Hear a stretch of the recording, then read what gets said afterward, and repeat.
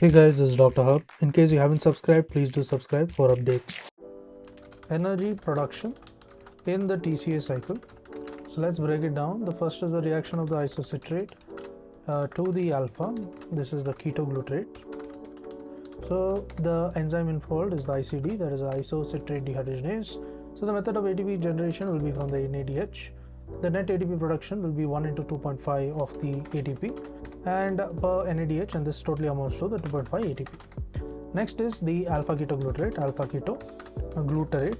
So alpha ketoglutarate, what happens is this is converted to the succinyl-CoA.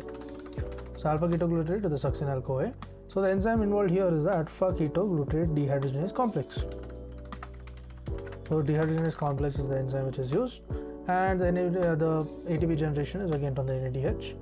The ATP produced will be 2.5 into 1, and this is per NADH, so it is totally amounting to the 2.5 ATP. Next is the succinyl-CoA. The succinyl-CoA to the succinate. So here is the succinate thiokinase which is used. The method of ATP generation will be by GTP, and the net energy will be the 1 GTP. Next is the S2F, that is a succinate to the fumarate. Here there is a succinate dehydrogenase enzyme is used, and the energy here is from the NADH2.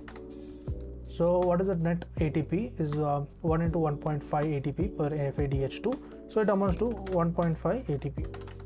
Next is the malate to the oxaloacetate.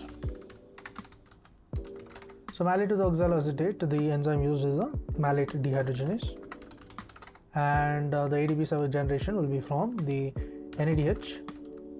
The net ATP produced will be 1 into 2.5 per NADH, and this is totally 2.5 ATP.